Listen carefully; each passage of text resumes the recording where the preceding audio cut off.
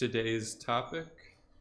Um, and yeah, I was planning to cover kind of metallurgy, or was interested in some of the features that they've introduced with the um, MaterialX stuff in Solaris or with the GPU Karma. So yeah, I think just on that standard surface pop, they have some controls here for this like metallic film, like iridescence, or like I don't know what the actual physical process is for that. Like, I think you heat metal, a certain kind of metal, up to a temperature, and it changes colors or something like that. But yeah, I wanted to play around with that type of thing. So usually, if I'm just starting something and want to explore or play around with a little bit, just using this, we can probably just get it in with the SOP create. Go inside and just use the file node. And then if you go to this HH directory, it's like the Houdini install, MaterialX, resources, geometry, shaderball. Extra nodes, good to see you. So yeah, just testing if you're getting a sense of shader settings, like starting with a standard size and shape and stuff like that is pretty helpful. Oof, got a fella in here. Uh-oh. All right, I don't need this.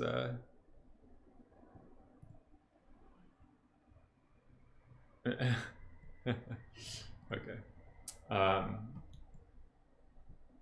So yeah, we'll just get started, and if you're going to assign these like materials or whatever, Captain Fun Guy, how's it going?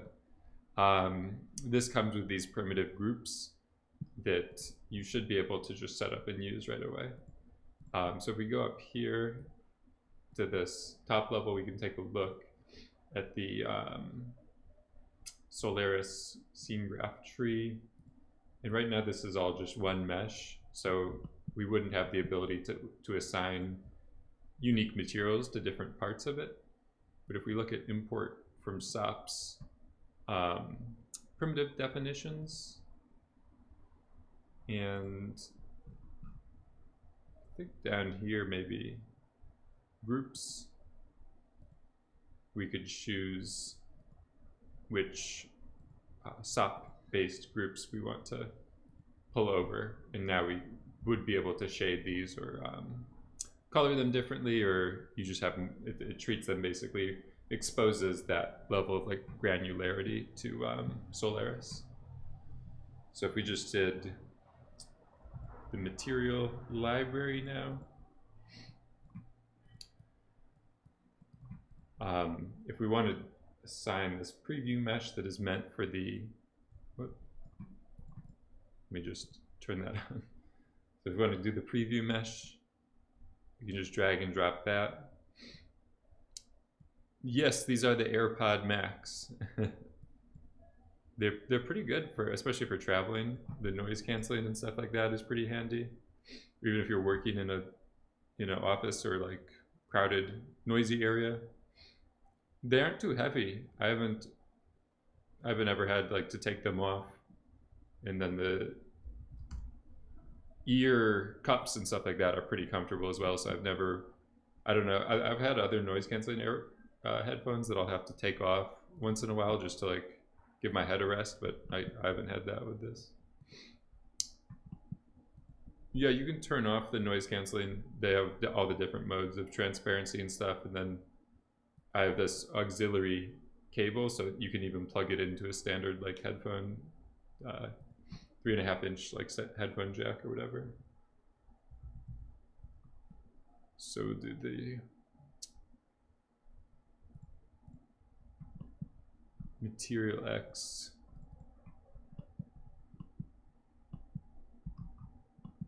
I don't know. It's a headphone. It should. I don't know if you can turn it So we'll do just the standard surface. And let's go with the, so yeah, we could do, this is like the area I'm interested in here, and then they have the metalness right there that will transition basically from diffuse to a metallic response. We probably also want to get this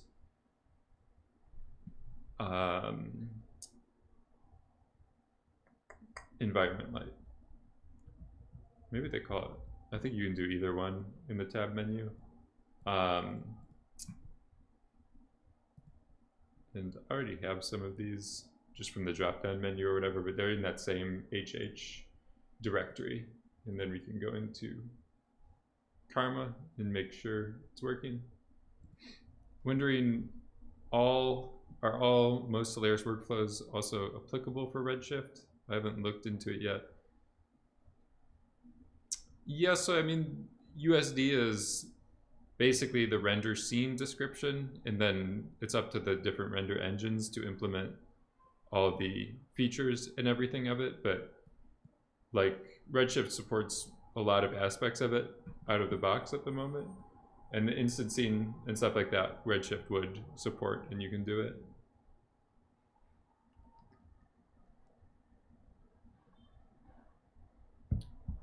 Some renders don't support MaterialX yet, so like there's a Redshift USD material builder that you could use as well, or instead. And then some of the things like this light, you can see it has the Redshift specific properties as well. And then these SOP objects, like they don't have it built in, but you can, I think you can do the Redshift. It might just be under like the extra properties. I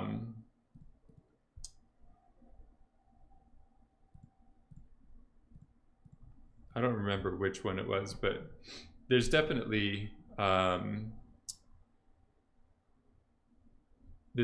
several settings that you can play around with. Okay. So just keep going here. I'm also going to add a grid, just like a ground plane or whatever. We can actually name this ground, and then this one will be shaderball.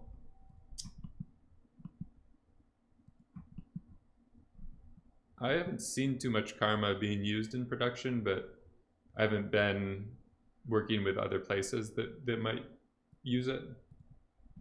But I mean, it's still pretty heavily in beta, so I think most places that were rendering with Houdini would still be using Mantra for right now.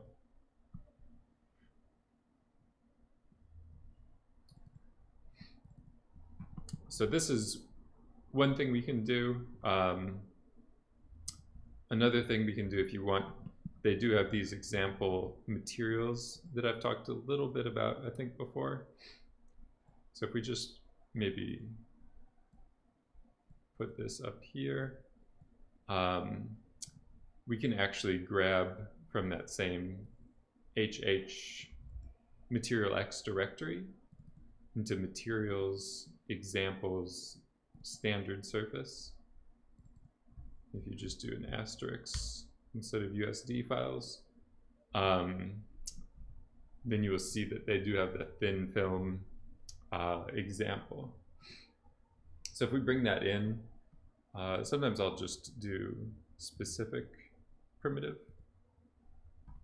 and then you can grab the actual shader itself, and then the primitive path, usually I would add and put that under materials.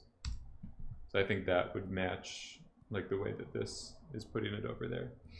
So if we do want to add all of them in the same stack, then you can see that now we have the subnetwork inside of there, and then we also have this one here.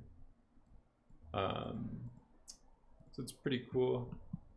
Another thing you can do is if you do this edit material network, you can grab any of these that are currently like in your scene graph. So you can grab that standard film one. September, good to see you.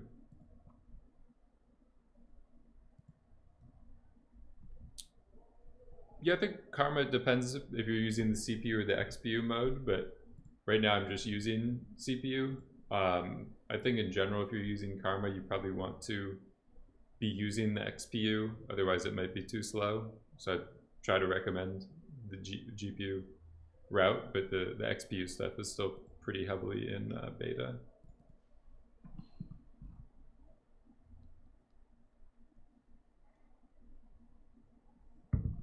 So if we double click on this, we go inside and we see that it made us this material, and you can double click on that as well. And then you can see that this is actually the lower level of all that stuff. So if you wanted to actually see what some of these settings were or stuff like that, you can investigate it even further. So that's one way of like getting a sense of material settings or what they might be. And then if you actually want to put it onto the shader ball, we could maybe have this like a branch, and then we could switch it back if we want to turn it on or off. So in this case, we can get rid of this. And again, the primitives we want to change, it's just going to be, we could actually just reuse the selection mask and put it in there. And then the material path, you can use either the grabber here, or you can type it in, or drag and drop as well. So we'll do that. And then you can see we actually have that metallic thin film effect or whatever, which is pretty cool. And then because we did actually graph this material out, we can make kind of live changes on it. If you're interested in seeing these like material settings or whatever,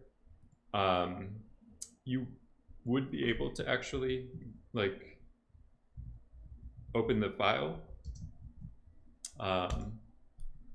and then you can see as well, this is like showing you the values that it's changing. So that's another way, but basically when I'm graphing this out, it's just building the nodes that are specified in these MaterialX files, or like you can also store materials in USD files, and then it will graph them out for you as well.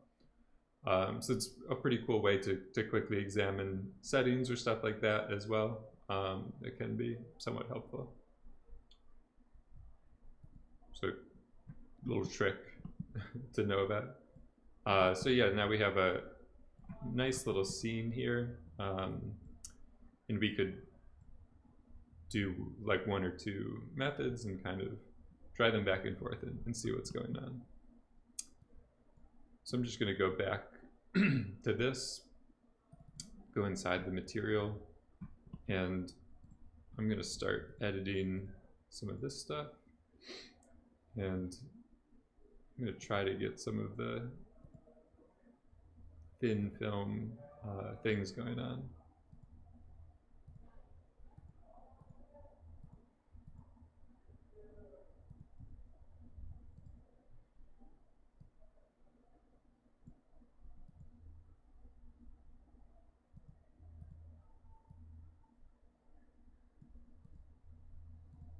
I'm just going to double check this.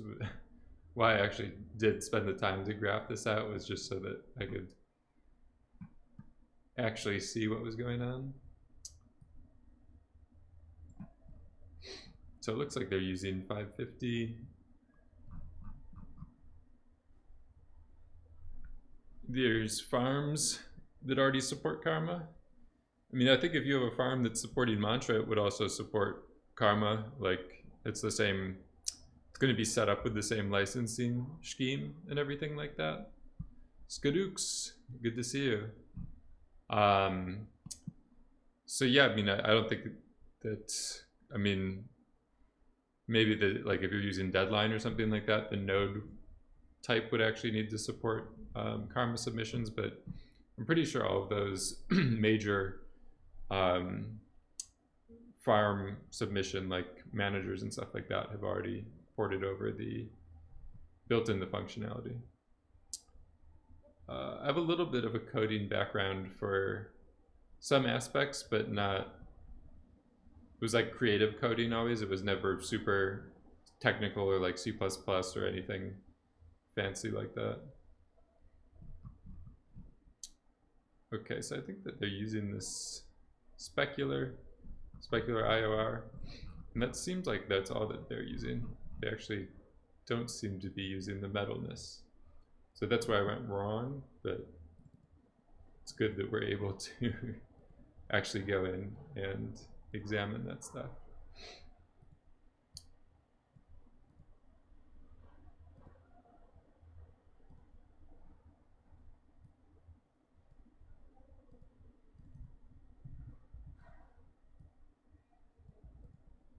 So I'm starting to get the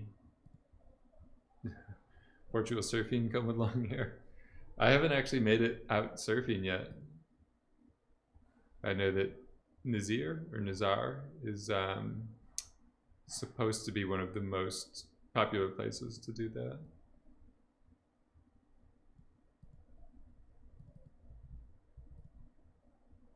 Were they just doing that? Let me take another look at this.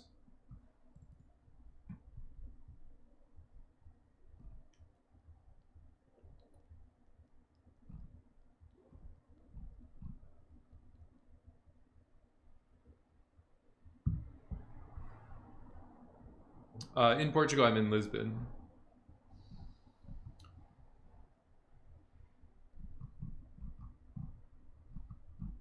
So yeah, definitely looks like everything's zeroed out. It's just the specular IOR.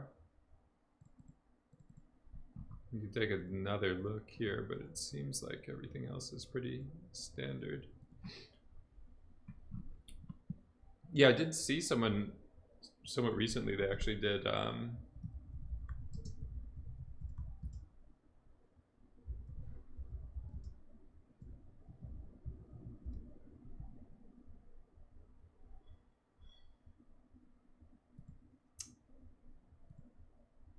I think this was, yeah, for specific architecture of Lisbon, that someone made a Houdini digital asset building generator thing that's pretty cool. But yeah, the architecture and stuff like that is pretty nice here. Okay, so let's see if we have this finally nailed in. So this specular roughness, they were leaving it quite low.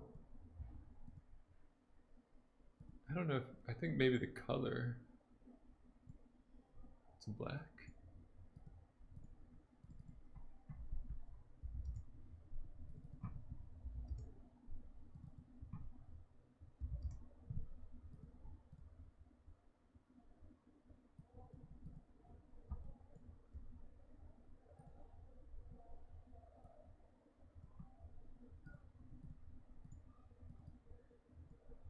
Oh, okay, I think it was that base layer that I was missing. All right, sorry about that, guys. So I think, remember this was at 1.5, 2.5, but I think we should be in the ballpark. Yeah, we're pretty close. I think it's just some of those IR, what was it? 1.5, 2.5 for the specular, and 550. So if we want to make sure it fully matches, we can just do that. 550, 1.5. Okay, I think we did it.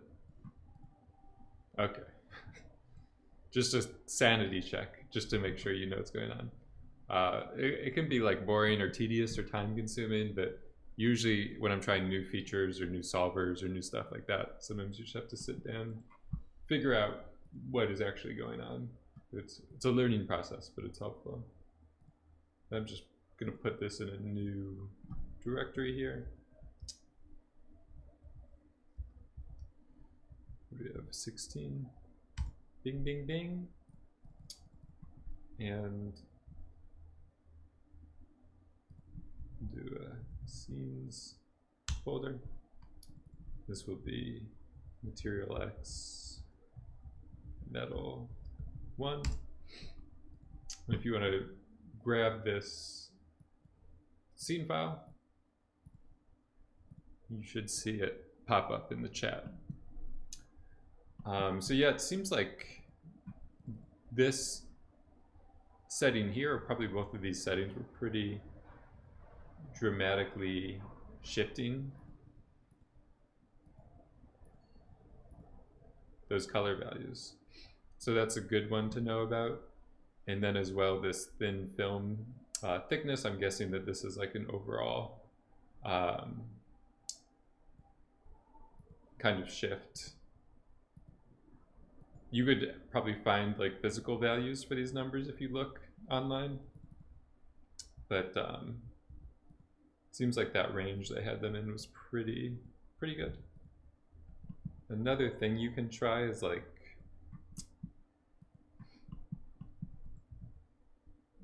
some of the noise stuff. So all of this settings here, it's somewhat similar to Mantra. It's not Vex properly, or I guess it's like more similar to Redshift. So you can bring in noises, you can bring in color, like point attributes and stuff like that, and drive a lot of these shader settings and stuff with it. So if we look at this thin film thickness at 475, we could like do a remap or change the range of this noise function, and we could try remapping it to like 400 and 600. And then I think the starting area is somewhere close to like 0.25 and 0.25.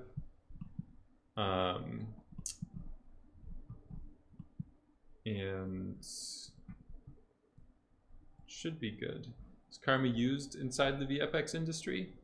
Yeah, I'm sure it's used at some places. I think it's still somewhat new, so some people haven't picked it up yet. But I'm sure the SIGGRAPH presentation, like they've definitely shown some work and stuff like that with it. So we'll get the IO, or we want the film thickness. Siegel Rush, good to see you. So now we can get some kind of variations and stuff like that. You can as well do some funnier things like I was doing in some of the earlier MaterialX streams. So if we take this as a sine and we really scale up the amplitude here, you should start to see a bunch of kind of rings or weird patterns or stuff like that. I might have gone too high with it, but you can get I don't know, maybe more like an oil slick or something like that. That's pretty interesting. And then these noises here, it's a little bit counterintuitive, but if you want to actually change the frequency of them, you have to make the position and then plug it in, and then you can, I can just hold Alt, click and drag this one, and then you could multiply the frequency overall. So if you want this to be a lower frequency, then you probably won't notice the individual like features of that noise pattern as much, and it would just look more like kind of a global variation, or just like a lower frequency texture pattern or something like that. And then going the other way, of course, that would get pretty wild. But yeah, I think I was trying to understand this, but I'm pretty sure for this splash image here, they did something like that to get these waves, some sine waves, wavy business. So yeah, we could maybe go back lower. This is actually looking pretty cool with the other offset as well. So that's one pretty interesting thing. I'll just save this. Is that, if you want to check out the noise areas of this, you can take a look. And then I also wanted to try with the facing ratio.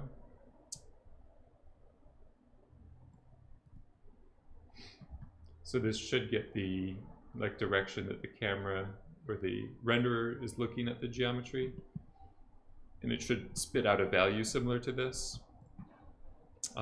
Basically like higher values at the glancing angles, and then the facing things that are like perpendicular to the camera would get typically a lower value. But I was just going to pump this into emission for a second, and then using emission like this, I think it's a good way. We'll just override everything. But if you're kind of examining settings, or you want to just view what the output of things are, we might need to restart this and give it a nudge. But this should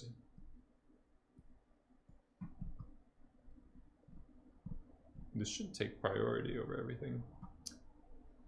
The only possibility is that maybe this facing ratio isn't supported yet with XPU.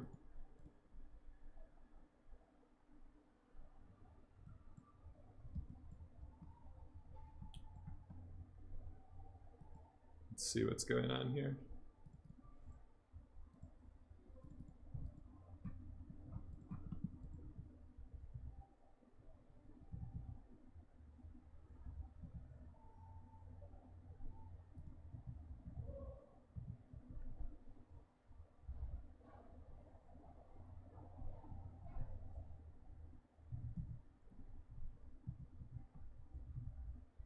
Where's my which is the node to make stuff into a vector?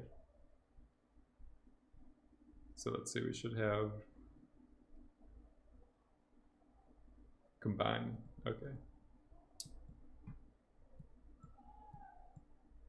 So I'm guessing that these values are probably getting like 0 or something pretty low. Whoops, plugged it in the wrong one. All right, let's give that another try. So yeah, maybe by default this is getting a value of 0. I think that might have been it.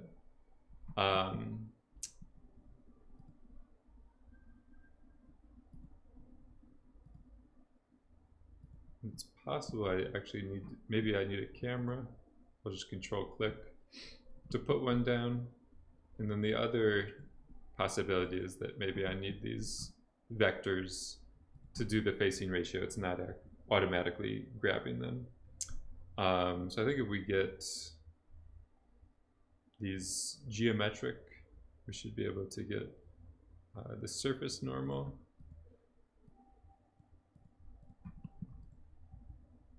And then I think the other one we need should be in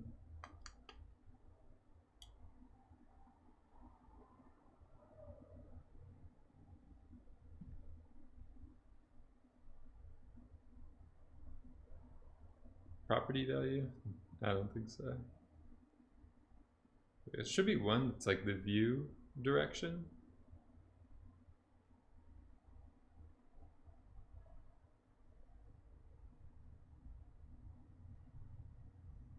Dot product.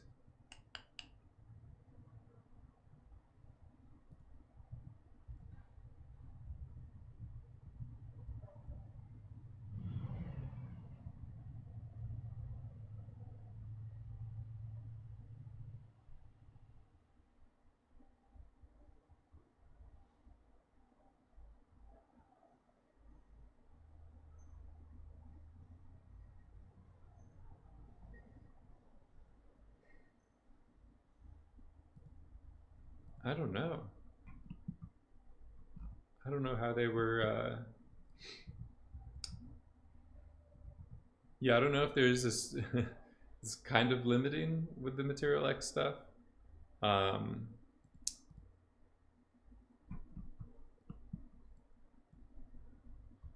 there's the property.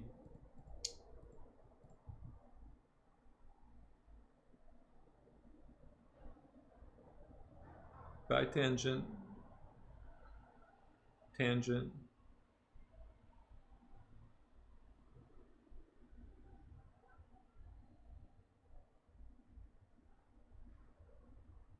I don't know. It might not be.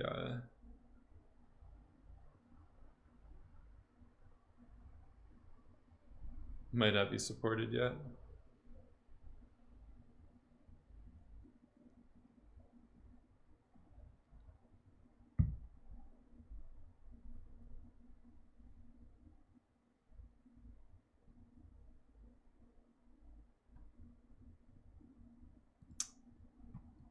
Yeah, I don't know if we can get a vector facing the camera that easily.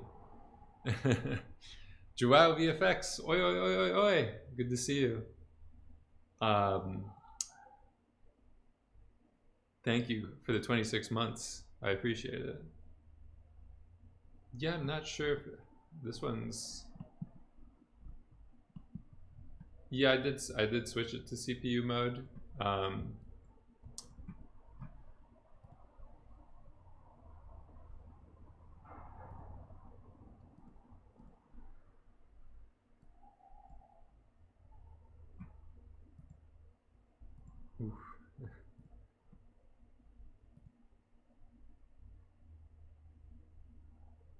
I don't know. I think it might be too limited right now. I'm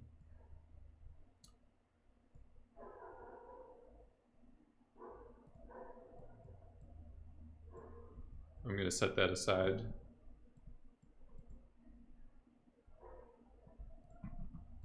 We can turn off emission.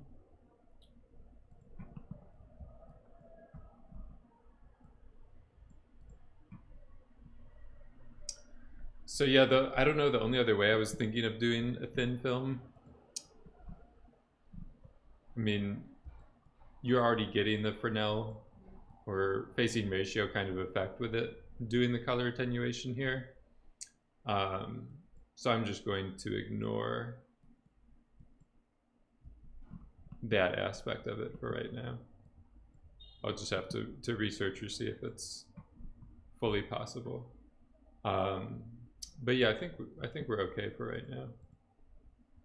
So we could also try just doing a smaller range of values and seeing what's going on with that. But what I mean is, like, we're already basically getting the facing ratios changing this color. No genome, thank you for the prime. Let's go. So yeah, I don't think we specifically need that other aspect right now. Extra nodes, thank you for continuing the gift sub. You guys getting the bar filled up? Ray import.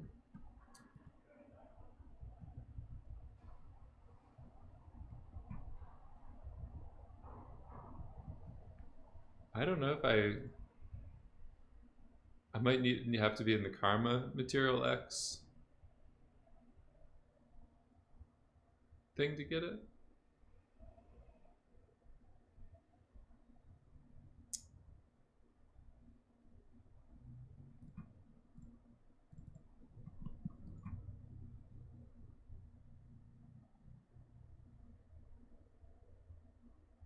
Yeah, I'm not sure if the ones in here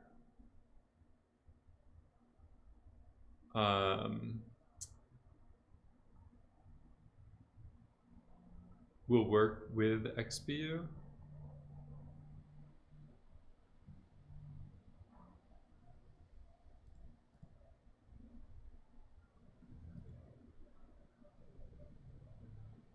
I don't know.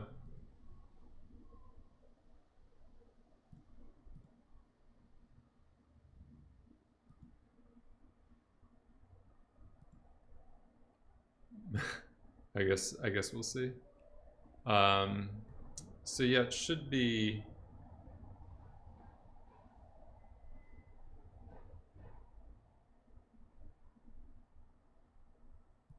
that one, the ray direction.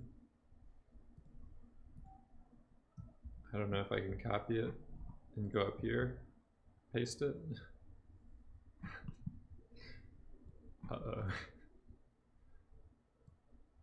Let me see if it even gives me a value here. So it looks like that's working. Let's see if it still works with. I guess it's still working. So yeah, we could do it that way. Okay, so then we want the facing ratio. Put that one in normal.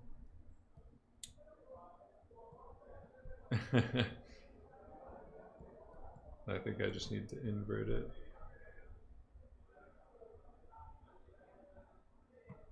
Okay. So we're getting 0 here, and then it's getting brighter at the edges, kind of like I was expecting.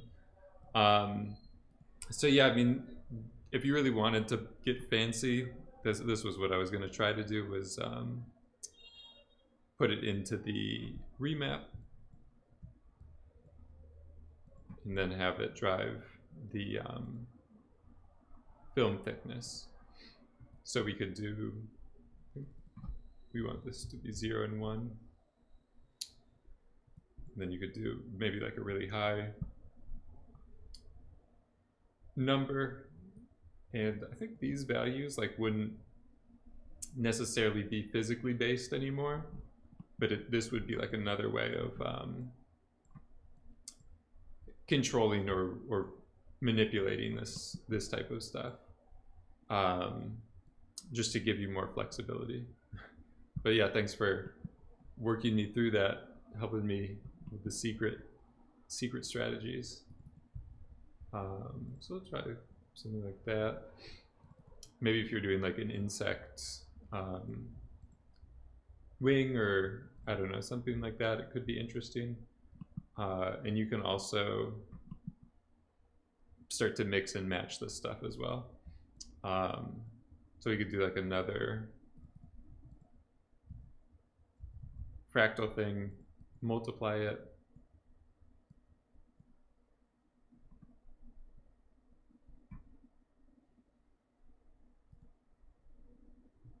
And then you're really starting to get like some weird stuff. I think my multiplier was like a little bit too much. I think I want to remap this one as well.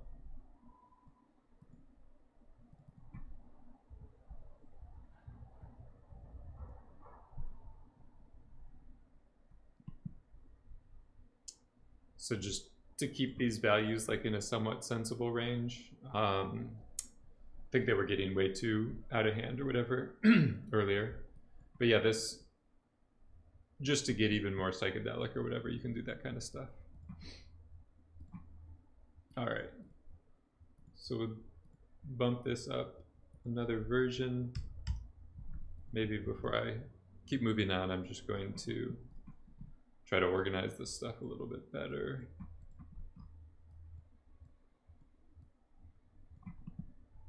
Just so it still somewhat makes sense.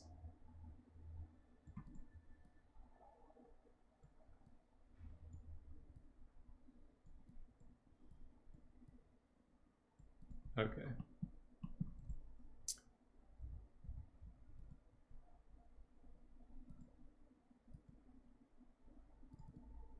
Then I might go back into this shaderball one, just to get into a SOP context. Then I was just going to play around and try to make some more interesting shapes to try to render as like the metal, or see what happens with that shader. So I think if we do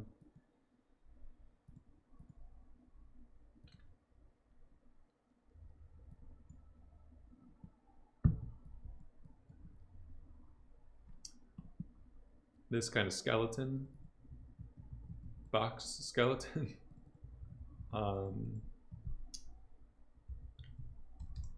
Sort the points, see if it works randomly,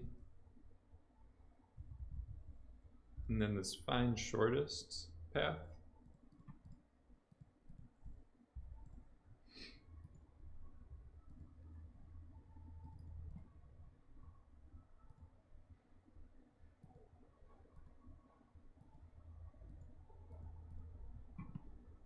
Basically this, you can start to use it to draw from the start point to some random other point. And I don't know if getting it randomly is the best method. Another thing you might want to do is like just specifically get one corner to another corner. You can also play around with these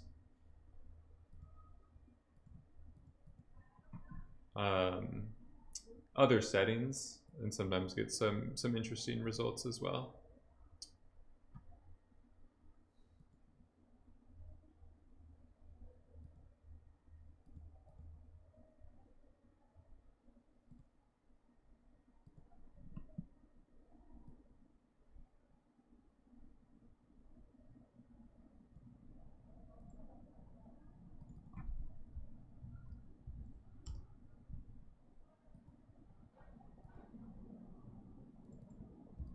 So you can start to get more interesting arrangements or skeletons or whatever.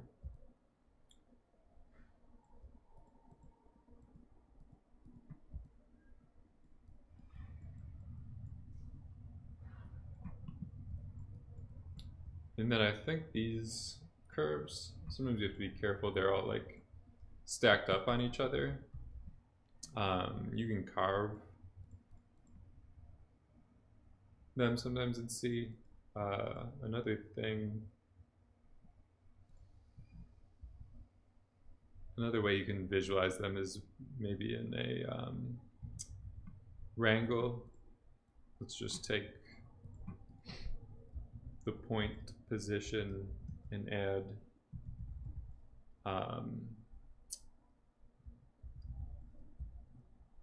this kind of spherical jitter to it based off of the prim num. So the prim num is kind of like the curve number.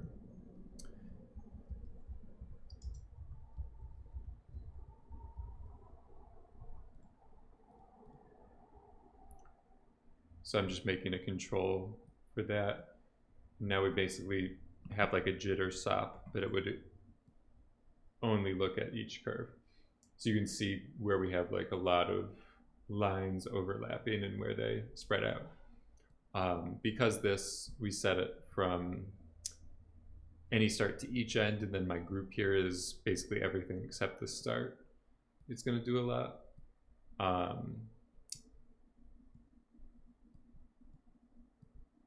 But I think that's just kind of one of the I don't think there's an easy way to get around that. You can do this polypath node, and sometimes if you set that to connect endpoints, another thing you might be able to do is like this convert line. Start to mix these.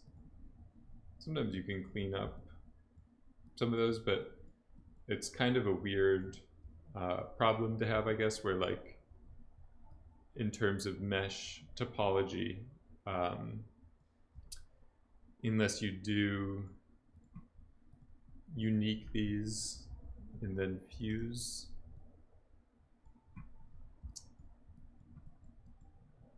this is like the only way to kind of really do it. But even in this case, I think we have some different primitive numbers, but we're still kind of fully connected. And we can see what happens now with the sweep.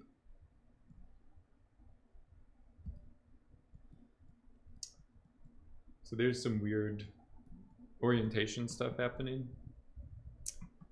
You might want to try to resample somewhere in here.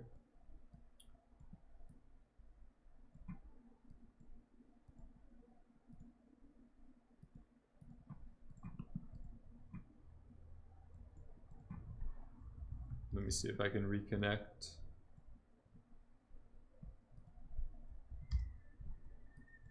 I feel like this one should be connecting.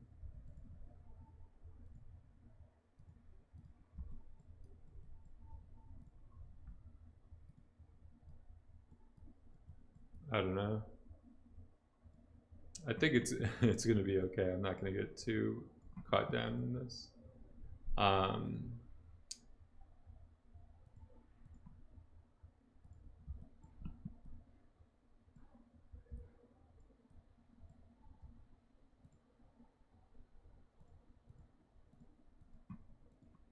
I think it's kind of like a limitation of the sweep node is that it can't do branching. I think you might need to try out some of the maybe HDAs that are built out to specifically support that. And then there's the classic like poly wire one that can kind of do joints and stuff like that. But I don't know if it's recommended or ideal for this situation. But I think because this one you can sweep arbitrary geometry, it doesn't know how to support that properly with branching topology or whatever. So I'll just leave that where it is because I actually did want to use different geometry for the cross section. So if we grab this, bing, bing, bing, go to the classic Helvetica, and if you start to do these, maybe I don't want Helvetica that doesn't have those. Maybe just this one. Then this is almost like a girder cross section or something like that. So if we switch this back, we might need to, I think that's on the right axis. We might need to just change the, I'll add it sometime later on. They do have some interesting chimes, but I can definitely add one that's better.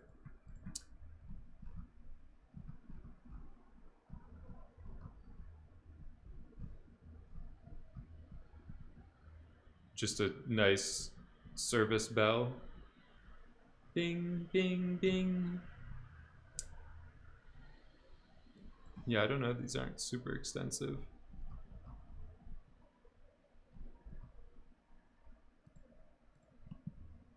Okay, so you can just use this setting here. And you can see it's doing kind of what we want. You can do that reverse setting to fix some of this stuff. I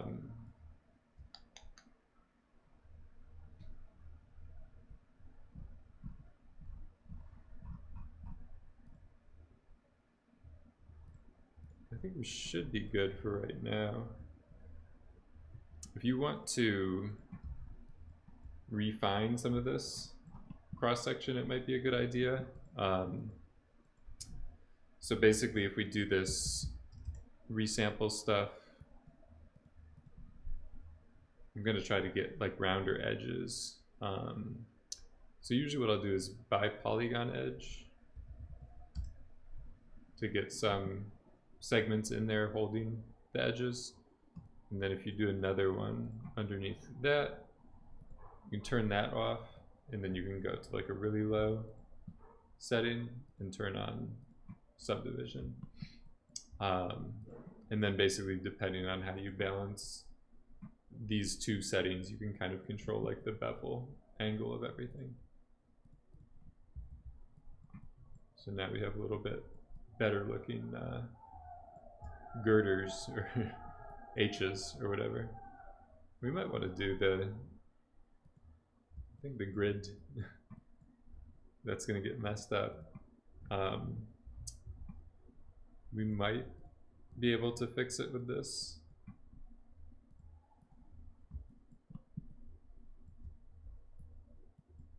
If you like subdivide it a little bit better.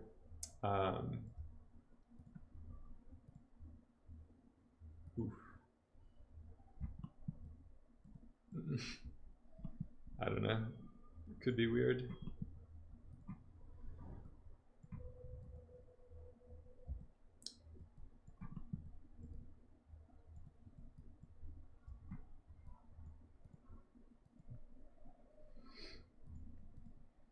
I think it's gonna mess up the.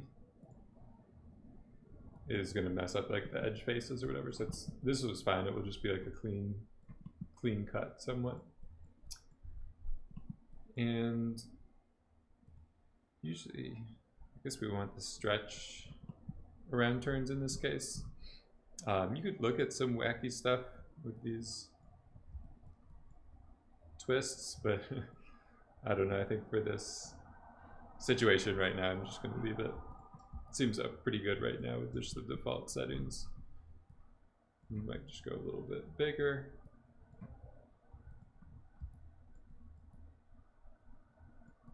So now it should be a little bit more interesting. If you see some that are like weird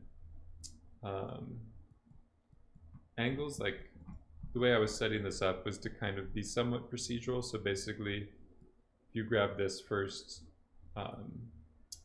node here, you can start to get just different seeds or different random outcomes until you find something that lines up a little bit better or looks nicer. So I'm going to go into the dark mode, dark viewport. Maybe let these corners get like a little bit rounder.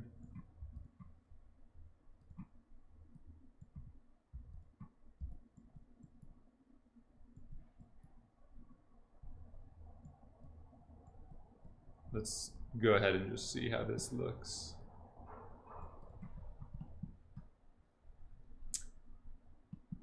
And I might actually just grab all of this, go back up, because I already set this node up to grab specific groups. I'm just going to make another SOP create that's like a fresh one.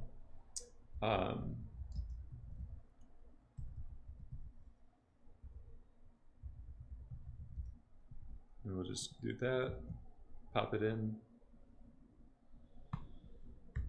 and then we should just need to switch this.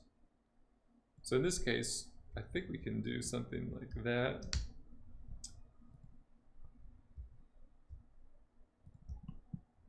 And then it's somewhat procedurally grabbing all of these. So if you have a big model or big scene, this is an interesting part of USD because it's all node, like path based or tree based. It's a lot easier to kind of globally select stuff. So if I had other metal objects, you can try something like this and you might get a good amount of metal.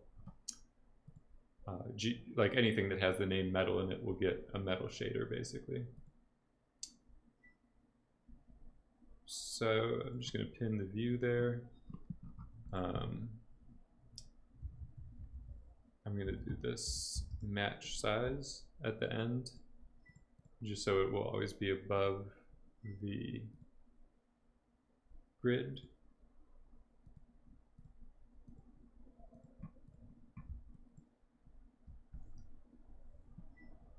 I'm going to turn off that camera. Maybe try another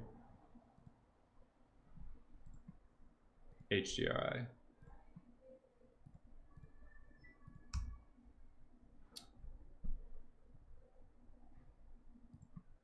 I think this, maybe it's this middle one. One of them is more diffuse.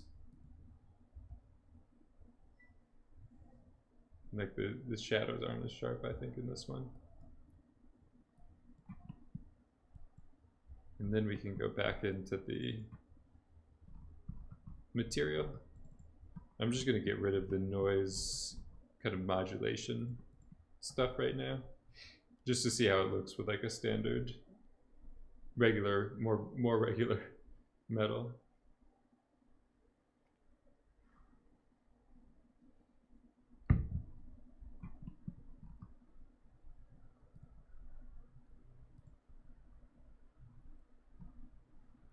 This guy seems to be struggling with it a little bit. Let me actually just try. I think sometimes these bypass things might be a little bit buggy with MaterialX, because it's like a somewhat third-party implementation or plugin kind of Houdini. It's not typically designed to read those like BOP networks or whatever. So this is starting to look a little bit more interesting with these rounded edges getting that like flash of light or whatever.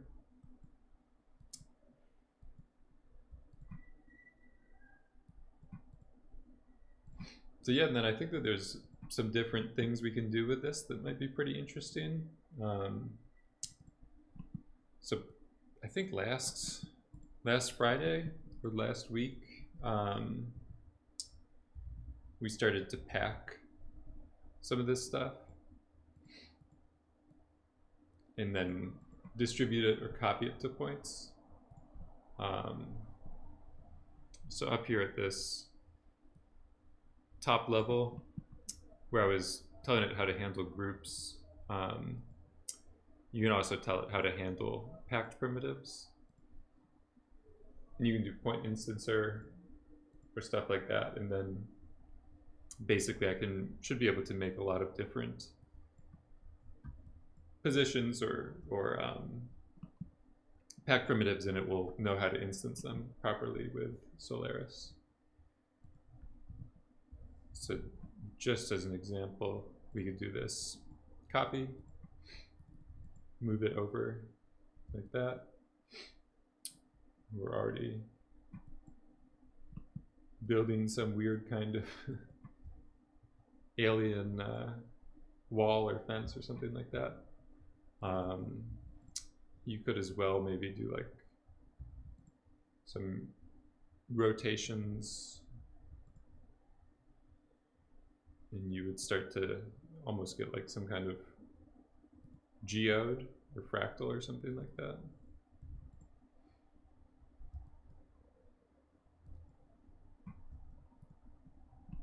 So you just get rid of the ground for right now.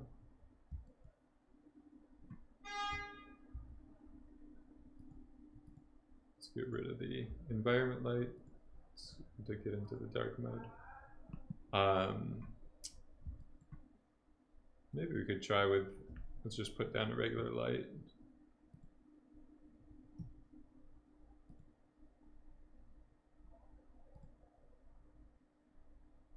We'll turn off the dome, the kaleidoscope. Yeah, you could get, I mean, with instancing, I think it's pretty, you can do it with actual mirrors, or you can build out kind of a kaleidoscope with instances. So yeah, if you're just lighting like reflective objects like this, you're usually going to need a pretty big light, and then also probably to reduce that thing.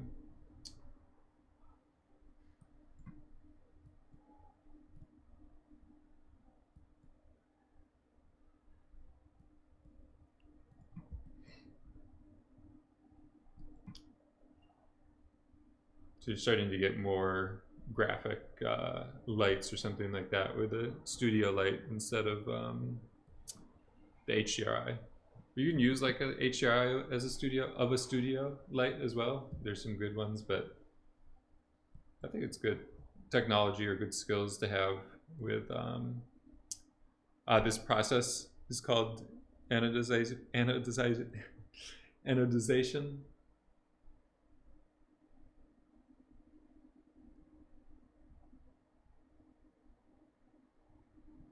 Ooh. Thickness of the oxide.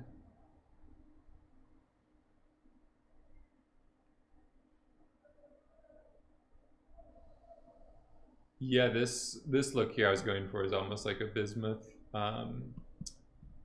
The rectangular shaped like minerals. So yeah, that's pretty interesting. I mean, you could probably get closer to the bismuth stuff if we did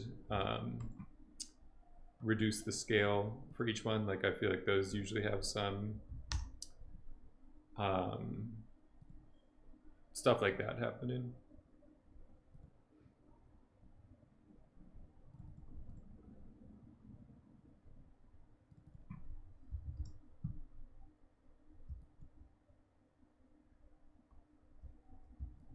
I don't know, I could have done a wrong move here with that. Changing the order of the... I don't know. Question about Solaris, you can bring in shot material path attribute if you have an object with groups. Yeah, you can bring that in, that's one of the settings. Here, if you have, it will look at a partition attribute for it.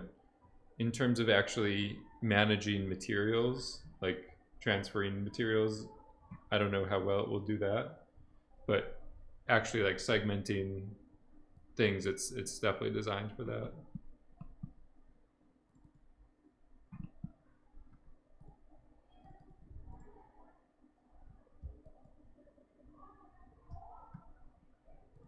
So I'm basically changing the transform order that this copy is doing things. I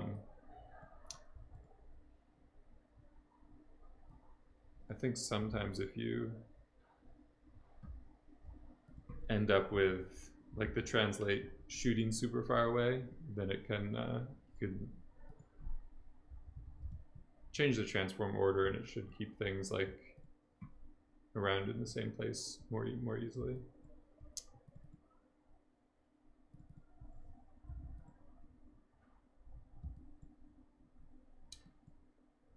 All right, so that kind of thing is a little bit more what I was expecting.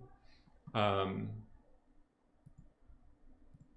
just going to go into the GL viewport just so I can kind of see what's going on.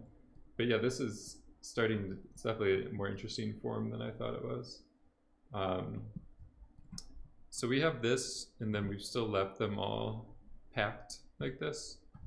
So there's definitely other stuff or other potential that we can do with it.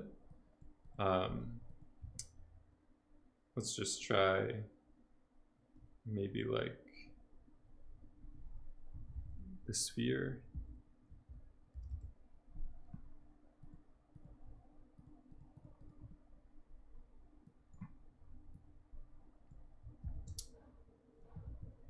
I'm gonna get out of the camera.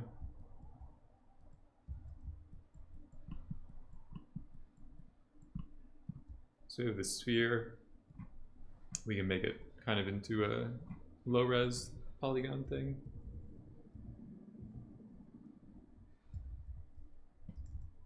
Maybe just, I think we don't even really need noise because it's such a low resolution thing. You can just do a jitter and get like an interesting shape. I'm just gonna get out of the Hydra viewport completely. So yeah, you could just get a kind of simple shape and then start to subdivide it.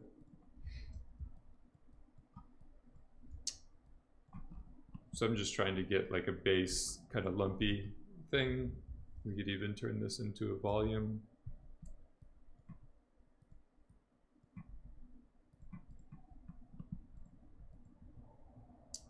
Do the cloud noise.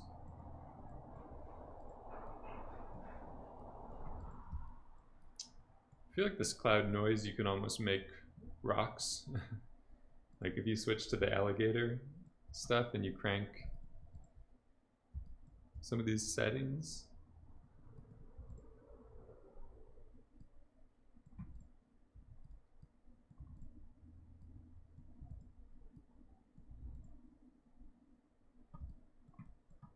It's almost like a rock or whatever.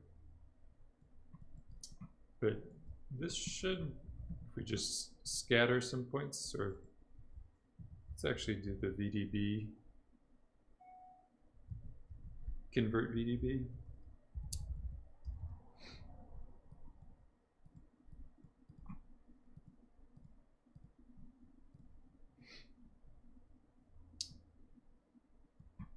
So yeah, depending on this like ISO value, this is what I was thinking, where it's almost like a rock. You could do the segment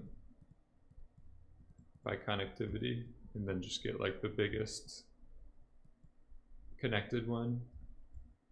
But I'm actually just going to do something different with this.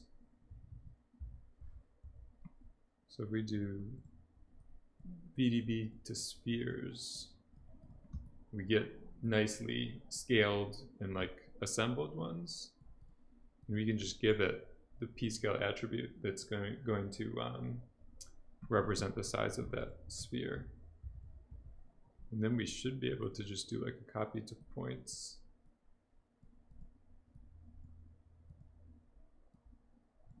And we kind of have an interesting distribution of these now. little hacks, little cheat codes. We might want to try. If you press the D key under optimize,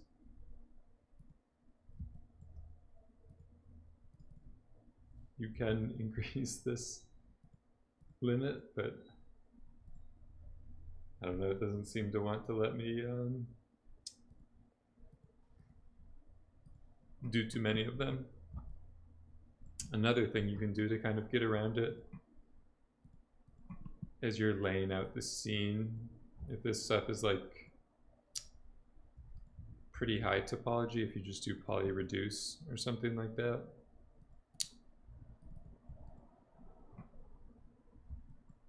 this will let you get a lot more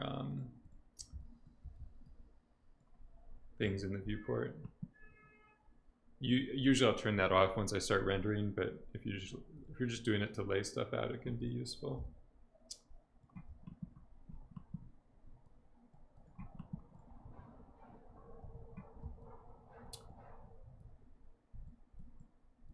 I think we want these like randomized, but I don't know if we want them fully 360-degree randomized, but we'll see what happens.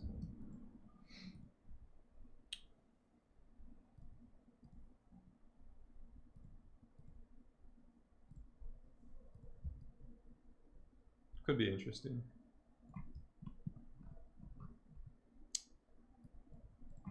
Another thing you can do, I don't know how well it will work, but if we do this analysis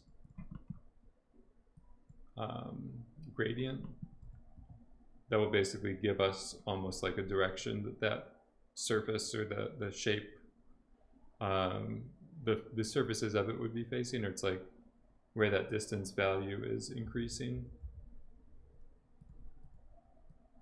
And then we can just tell this to grab that gradient and use it as a normal.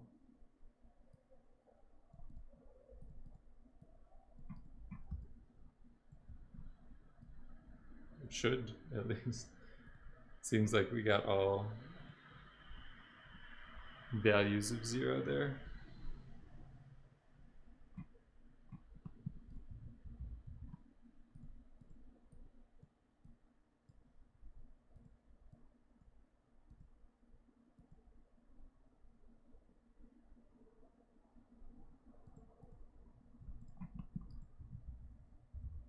Let's take a look at this volume.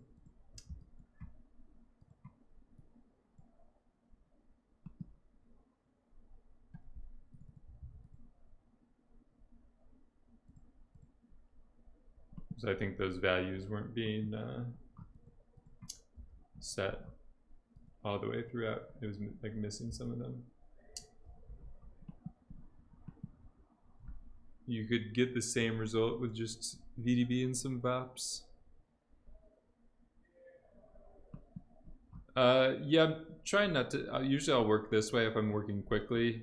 You can use Vex or VOPs to get the gradient and do some stuff, but I think some of this, like visualizing this, can be more easy. And if nodes exist inside of Houdini, I'll try to use them. Like, to me, I think if someone else opens this file, they can understand it pretty easily, but if you've gone in and done a bunch of VOPs and Vex and stuff like that, the more you use those nodes, the more quickly just everything becomes longer to decipher, I guess, even if you open the file. So I try to use, if there's like a specific node to do a task, I'll try to use it.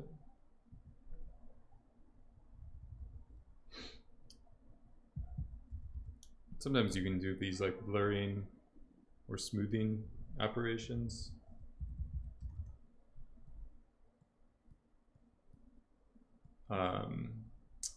To get a better, I don't know how much of a difference it will make here. So we have two options. We can do the random normal. I think depending on the amount of spheres or stuff like that we were to make,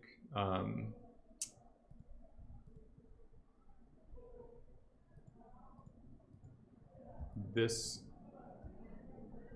attribute from the gradient will be maybe a little bit better, because you'll have like a more cohesive direction or whatever.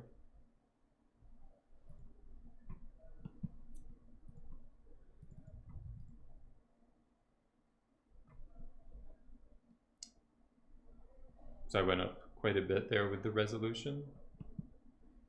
And then I think on this one, if you limit the maximum radius,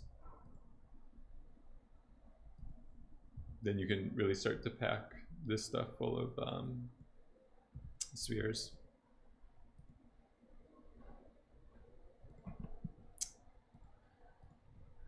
We can try to break everything this way.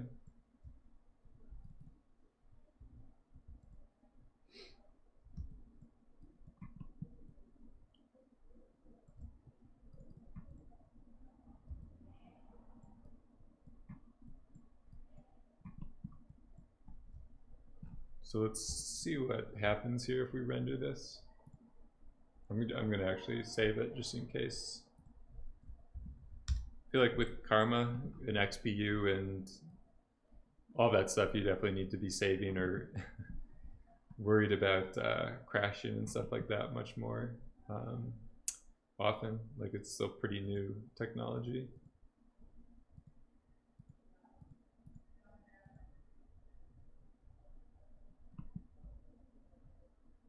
Okay, so I think, yeah, the poly reduce is still on. I was gonna turn that off, but you should be seeing. I turned off materials.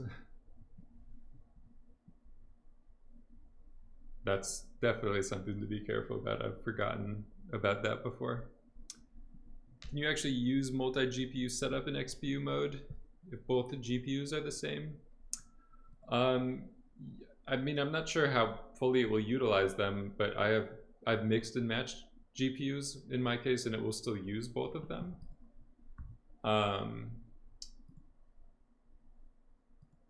So I would say for sure, if they're the same GPU, it should definitely be even better. It should be easier for them to develop or set up or whatever. Like, for whatever reason, I think even if I was just using one, it might not fully optimize them because it's also doing the CPU stuff.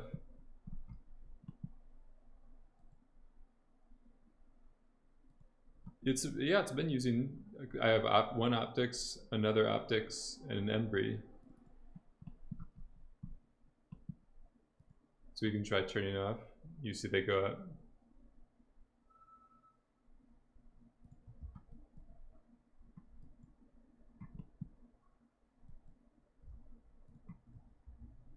you can do something really high setting. Maybe it would use more, but you can see just on my actual monitor it says they're being used a little bit more. So it's definitely using both of them. Like, in use each time it says optics, that means it's using a GPU. But I think just in general, the XPU system doesn't distribute the load as good. I don't know. It's possible with maybe doing something not in the viewport, it would be like if you actually do an offline render or whatever, that would be a little bit, they could optimize it a little bit more. Jib Wood, how's it going? So I think we can build out the kind of lighting setup a little bit more. Some stuff floating through space. So maybe this one we want it to be a little underneath. Let's actually turn our lights on. So I'm just gonna have this be almost like a bounce light or something. You basically want another thing in here to throw light up from underneath. Planet BGO. And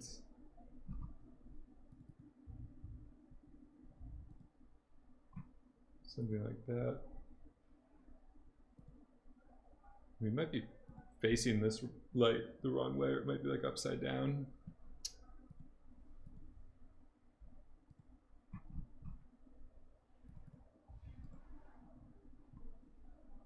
Yeah, I think it was upside down.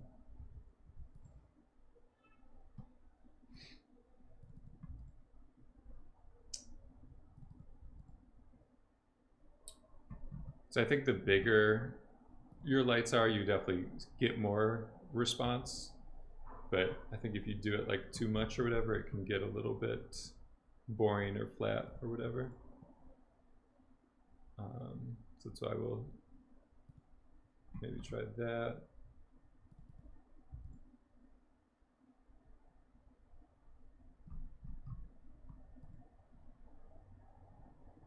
I feel like once we actually get the big light source, softer, and then also just really big broad reflections. But like if you're just trying to punch kind of little details in like this, I think like long skinny lights are going to be a good way to go. But yeah, I think it just overall depends on what. But I might get a camera in and then we can light to it like more easily.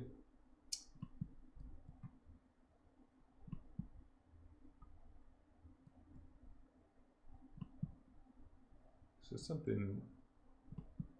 kind of interesting composition. Skinny lights and skinny models. I feel like in general with automotive or like any reflective products, they like to use long thin lights. So I'm just gonna get a regular camera lens or something a little bit more telephoto or something like that.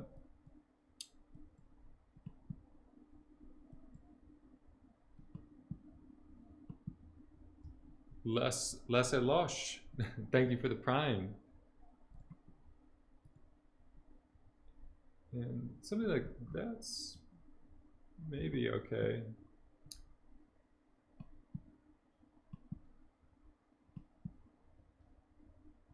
Yes, I appreciate the subscription. With any level subscription, Prime and above, you do get access in the Discord. I do have some bonus tutorials and stuff like that. So if you're picking up Houdini or interested in some of these things, a lot of these are full-length tutorials I've recorded and put on YouTube. So yeah, you should get that. if you're subscribed. You just join the Discord and you have to link your Twitch account with the Discord account, and then you'll get permissions for that secret channel, the members only lounge.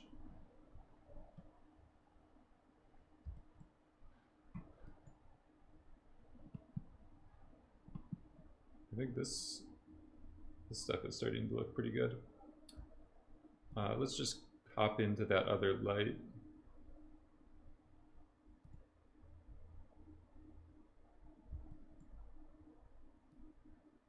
So this is the one that was like underneath everything.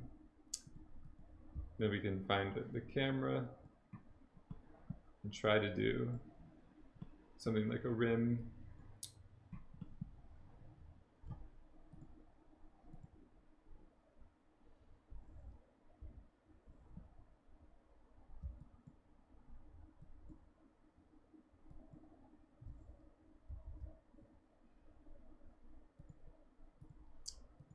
And I think I might actually just want to split this stuff out.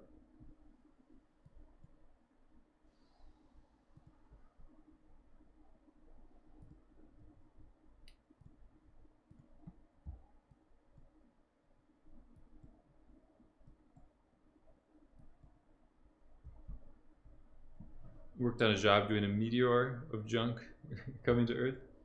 Yeah, I think even doing this as like a packed RBD simulation or something like that could be pretty cool to see the bits and stuff rolling off of it. So I just turned off the other light. So I'm going to try to focus just on this one for a second and try to line something up. I might have turned it down too dim as well.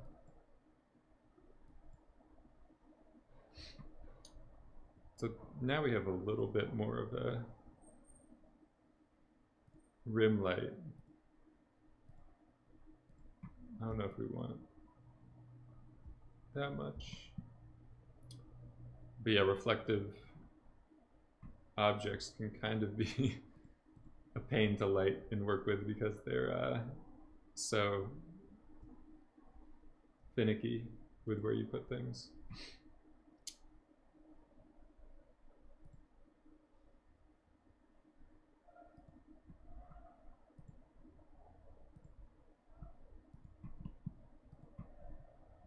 Why did you not pack an instance? It is, I don't like to use that setting on the copy node. I just packed it manually up here. So it becomes one instance, and then I duplicated it, and then I stacked that onto all the spheres that the VDB was filling up. You could do it using the checkbox, but you have some more options here, where the pivot is going to be and some other like transferring attributes and stuff like that.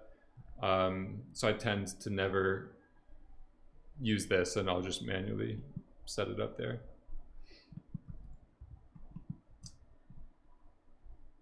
So I'm going to go into the other light.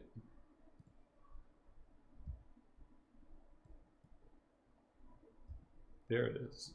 That's a little bit better.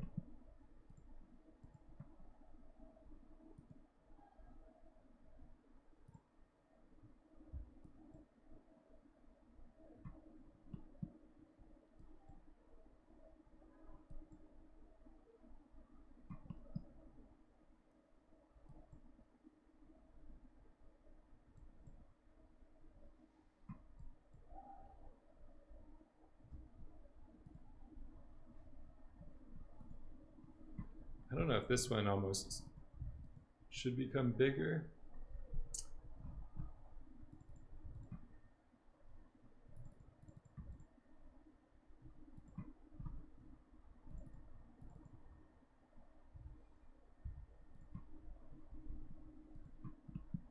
Yeah, I don't know how well that light tool, I read about it in the docs where you can click and like light from the camera, but I think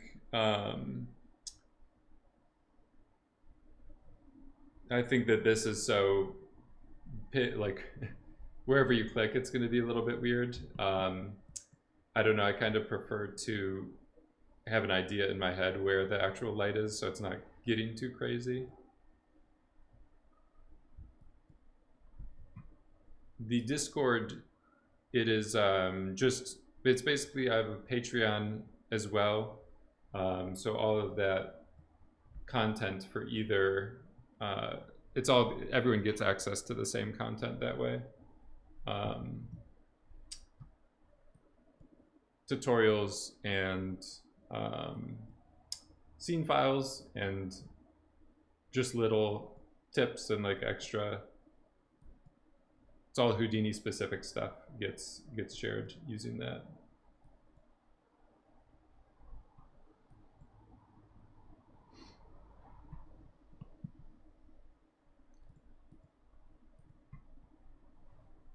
Yes, I mean, I have the public YouTube that's all free, and then there's extra kind of full-length tutorials that are for subscribers only, that whether you're subscribed using Twitch or subscribed using Patreon, you're able to access it.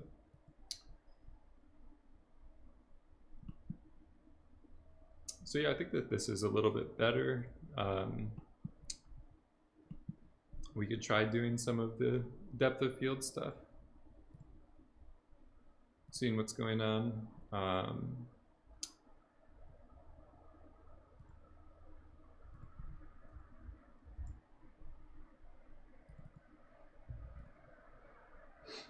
And then this depth of field, I usually find that the best way to do it is looking through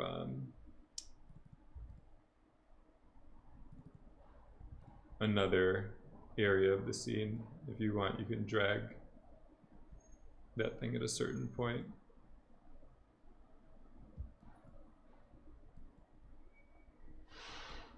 I haven't found a way to move this handle from the viewing scene or whatever, but it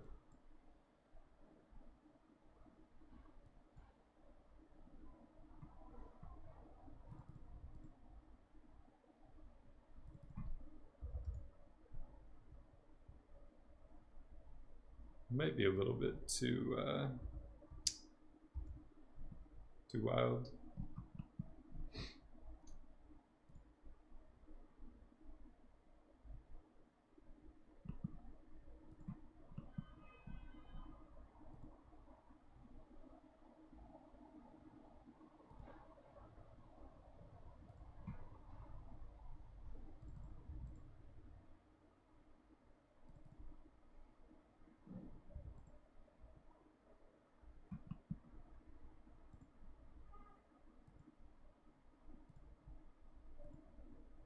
All right, I'm going to try to sort out these lights a little bit more.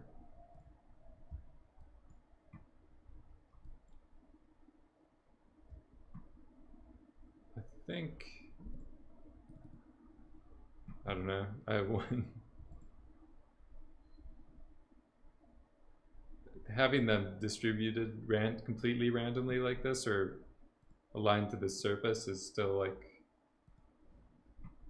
I don't know, I'm not a fan of all of those highlights everywhere.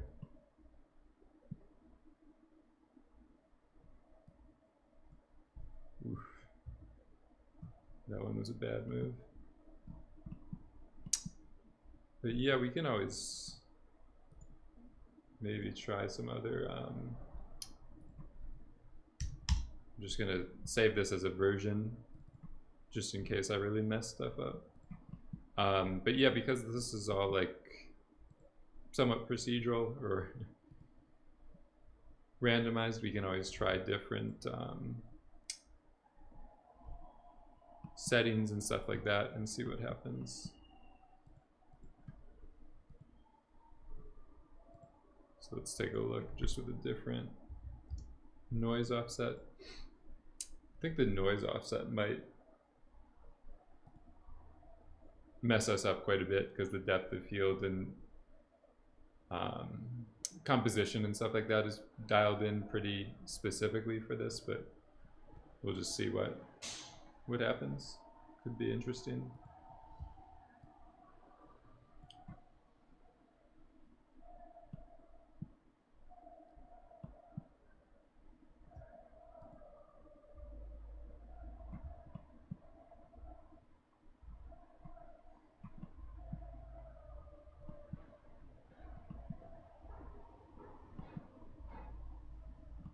We could also try maybe the fully randomized one, but I think my depth of field and stuff like that are in a little bit of a tricky area.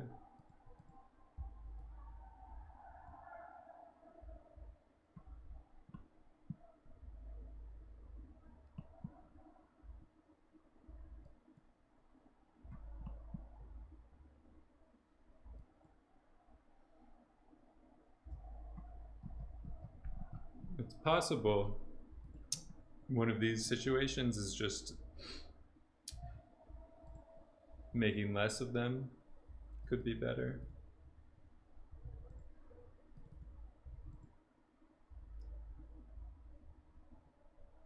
Just a little simpler layout or design or whatever that way. Something like this is pretty interesting.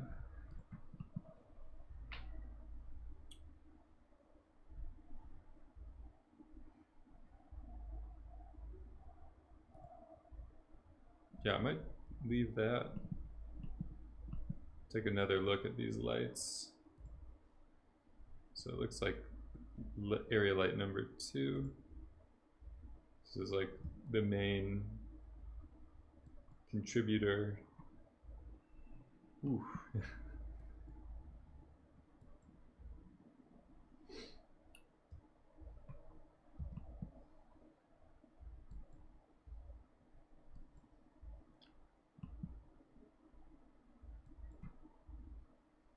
Let's just try to get this one working a little bit better.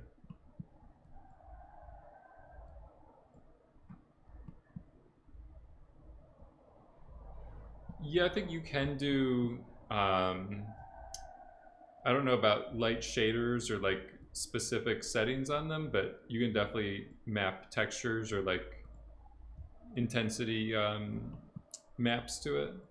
I don't know if you would need to like make it in cops, but gradients and that, like those kinds of things definitely help with these kind of scenes.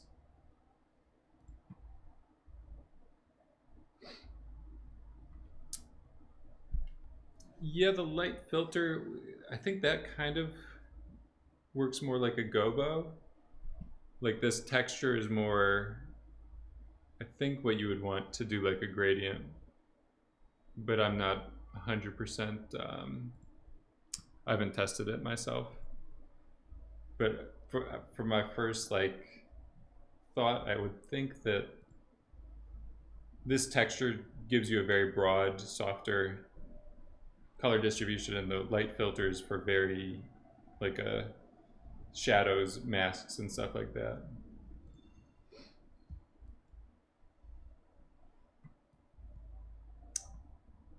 Yeah, maybe the gel could be used, but I think just this texture stuff. I mean, you do have some options with shaping when you turn some of that stuff on, but I don't want to get that deep into the lighting stuff right now. I think I'll be able to make something salvageable, or I think I'll be able to get something to work out of this. This is a little bit better.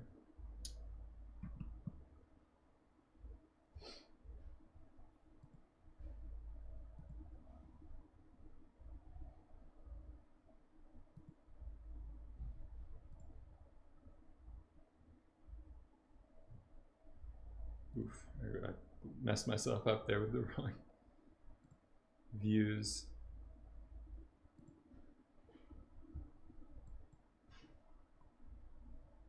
This could be nice.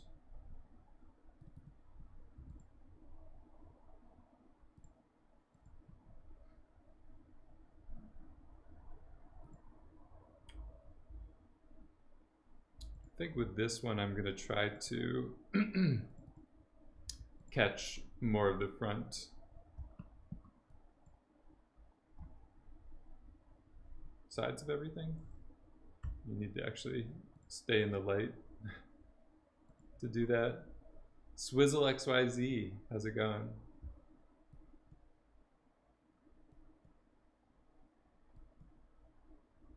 Alright, so we are getting that kind of weird blue. Might have to tweak the thin film, like I'm not streaming at 6 a.m. Yeah, I think Friday for people on the western part of the hemisphere. Friday would be the latest. Otherwise it could be quite early for you.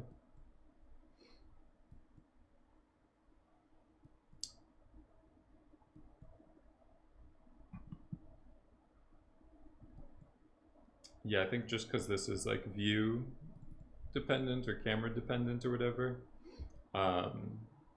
like the color response at the moment, if I regardless of like where I put the lights, that area is always going to get pretty blue.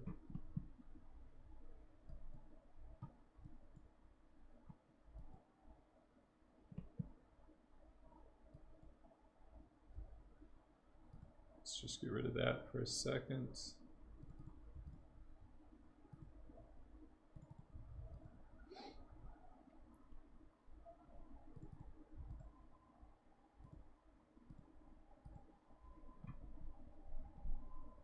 Something like that's a little bit more interesting.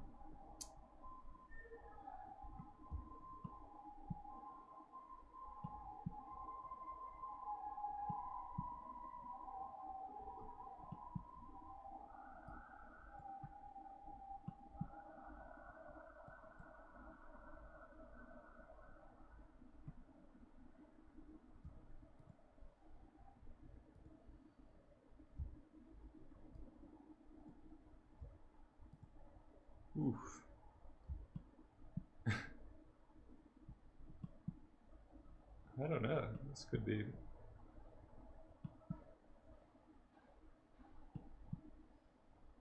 This could be it right here.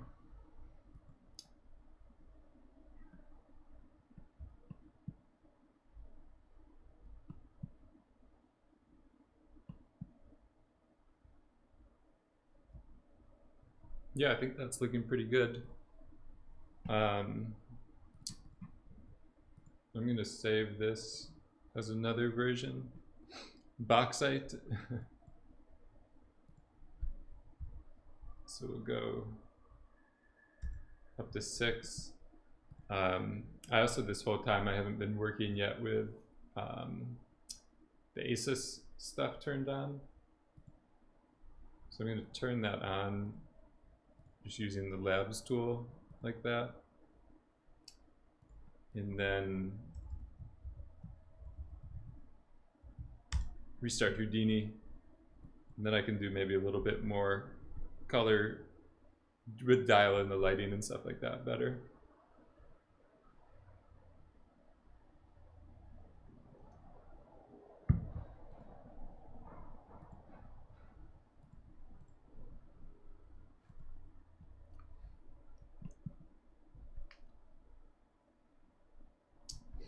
So yeah, if you want to make sure it's on, you can go turn on the correction toolbar.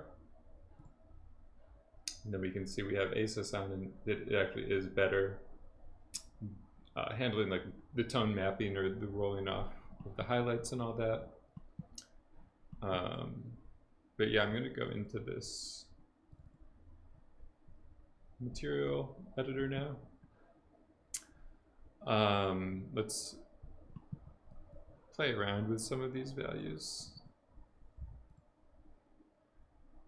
This is ooh.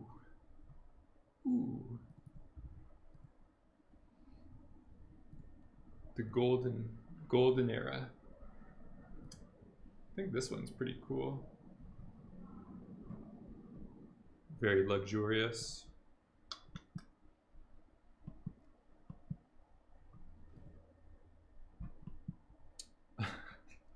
Color spaces aren't real. Yeah, I mean, for some things they aren't real, but for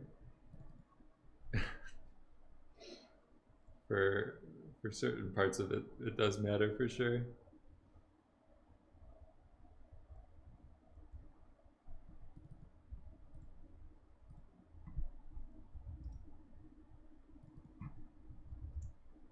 For me, I think when you're getting close to how you actually want to like present or deliver your work, that's where 100% comes in handy. But like, I was using it off. I knew I had it off and knew it was going to like change or whatever a little bit. Like, to me, I kind of think if you're 80 to get 80% and 90% of the way there, you don't really need it. But it depends for sure what type of work you're doing and role you're filling or working in or whatever. So yeah, I think that area we had it in was pretty good. Somewhere around 1.5. I think the other stuff we can leave it. Maybe we want to sharpen up that.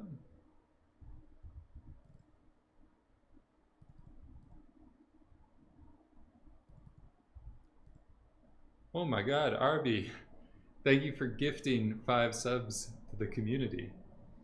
I highly appreciate it. Get this bar filled up. So yeah, if you were lucky enough to be gifted a sub from Arby, and your Twitch account is linked, you join the Discord, then you should be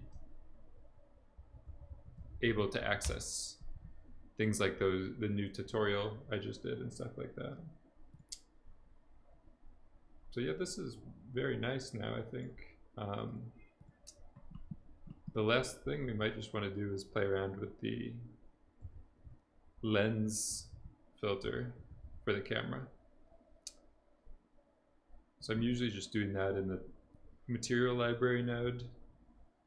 And then I think under Karma, physical lens, you can do a little bit extra kind of, it's kind of like the redshift post effects, but it's not 100% of the features.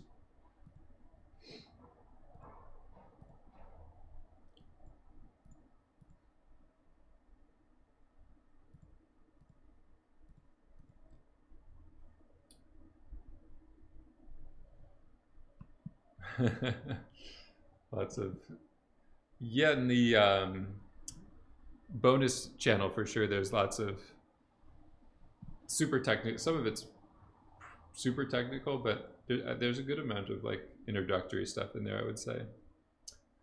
Call the cops. So we'll do maybe a polygonal. See if we can get these guys.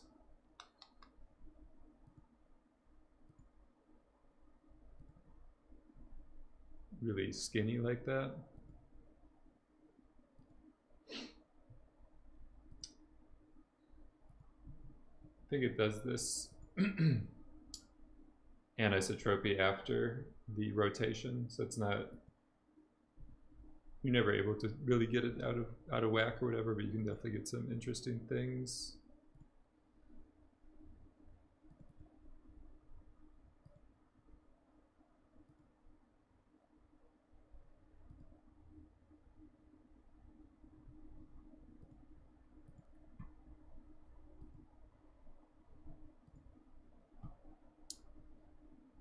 I was trying this, but I don't know.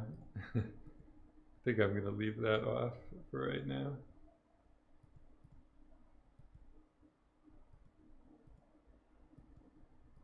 I think you need some kind of weird camera rig or something like that for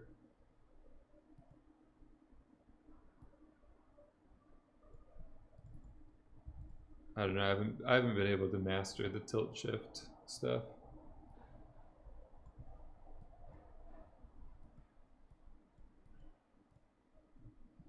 But if you're trying to get some kind of like very interesting focal plane, you can get something for sure with the tilt shift stuff, where like it basically it looks a lot trippier or whatever, because like the focal point is no longer in the middle of the image, like the perspective lines or whatever. You can get some wild stuff.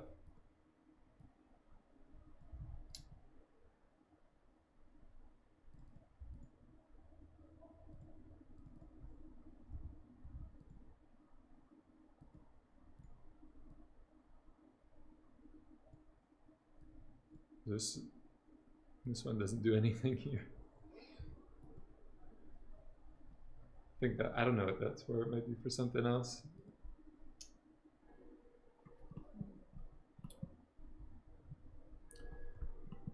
Yeah, I don't know. I'm gonna save this one more time. I don't know. I think that it's ignoring that parameter. And I might play around with this light one more time, if it lets me.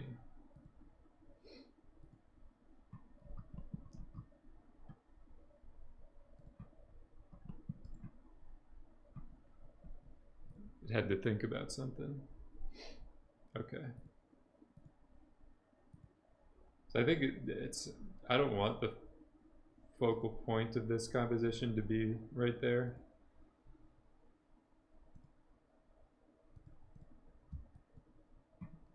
So I'm going to see if I can move it around. I might have grabbed the wrong light.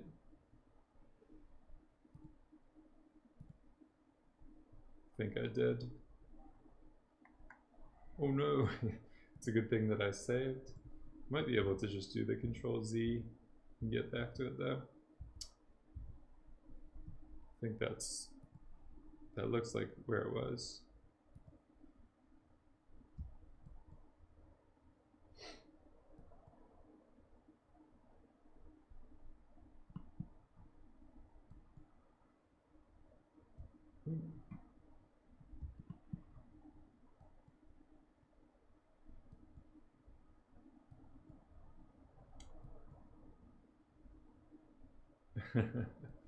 It's a touchdown. Let's go.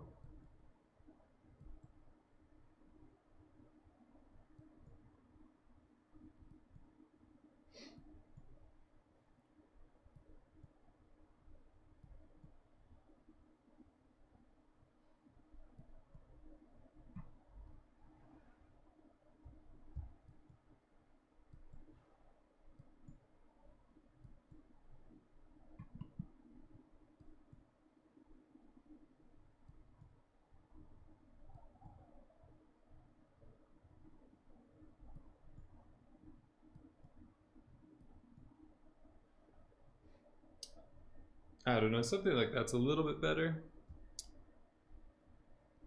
Caustics, I know they're supported in some aspects of Karma, but I'm not 100% sure about XPU. But I'm like 99% certain in general with Karma they're somewhat supported. But I haven't seen any like tests or anything like that.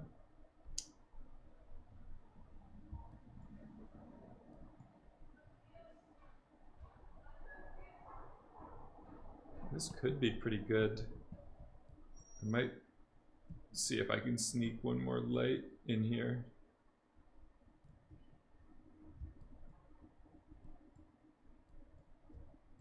Let's just turn off these other ones for right now. I'm going to try to get something along the top.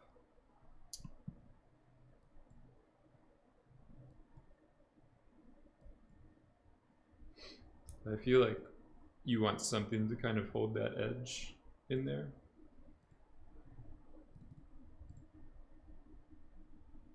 We'll just turn it down a little bit. Just to punch that edge right there. Maybe this one, we don't need it as bright.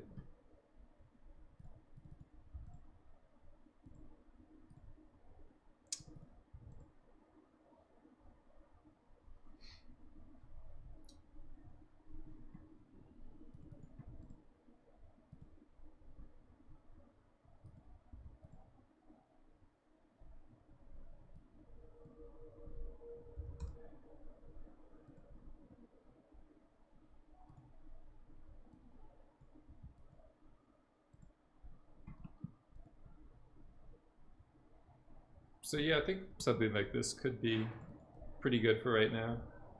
I might play around with one more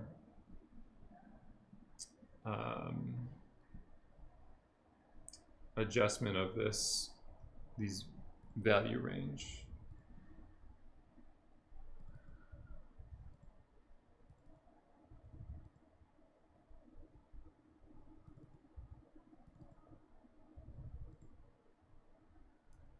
Ooh.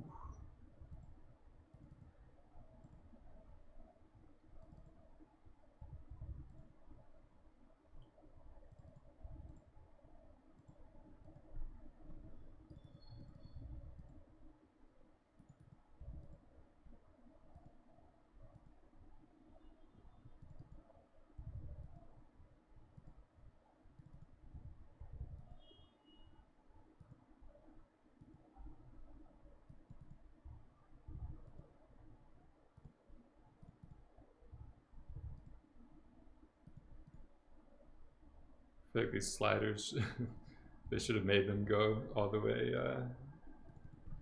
to a higher range. I think this is good.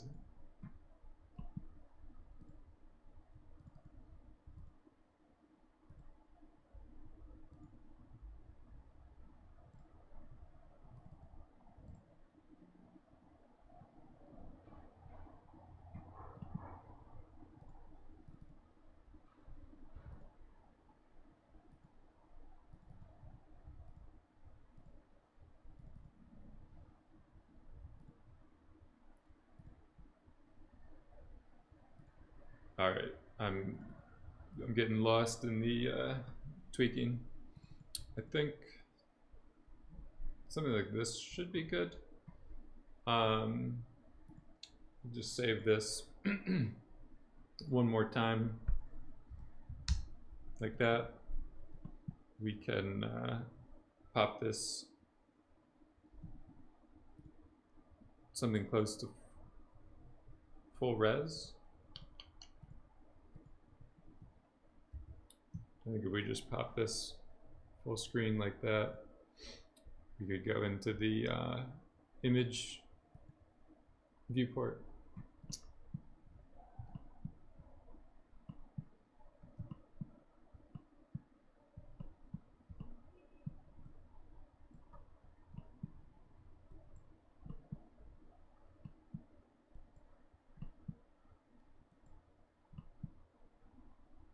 So yeah, it seems like it should just take maybe one more minute or something like that. But if you guys want to take a look at where we ended up here, should be able to load that file and everything should look the same. Just make sure that you're using the ASUS business. But yeah, I think everything else should be similar.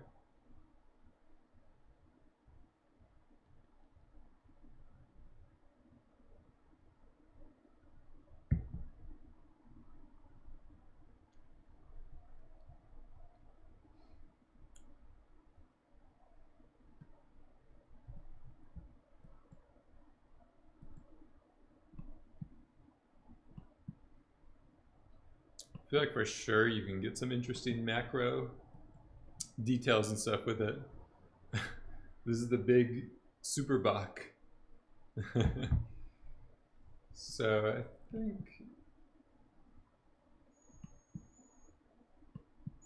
I think we're pretty good. But yeah, I feel like even some of these you can punch in and get some really interesting macro detail compositions. But yeah, pretty interesting to play around with this stuff. I do like the flexibility that they have in MaterialX. I mean, you could always do crazy stuff with mantras, but now that this is supporting the GPU and comes with Houdini, it's pretty nice.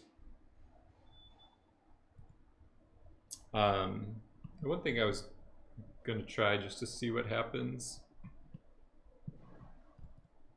is if we just chuck the original MaterialX shader on everything, just to see what. So yeah, if we just use the one that was out of the box that ships with it, that's what you would get. Super Bach.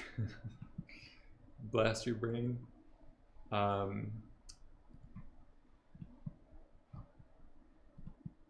Yeah, I mean, the only other thing I would think about doing would be one of these subtle fractal things over everything. Like if we add the fractal pattern there, I think that this frequency is too high, but you could get a more interesting light gradient over everything. And as well, for whatever reason, they didn't implement like the offset on the noise pattern, but you can add it yourself if you just do an add node in there, and then you can try different positions or kind of like seeds or something like that.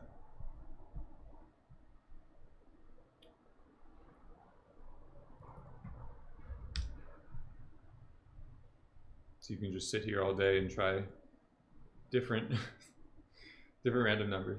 But yeah, I think this one's, we ended with something good here.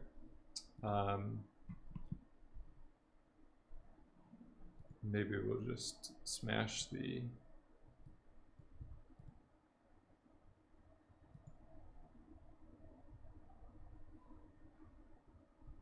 could be good.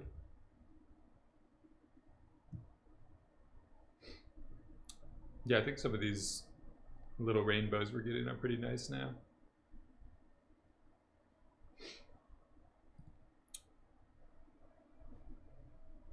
Nice rattler.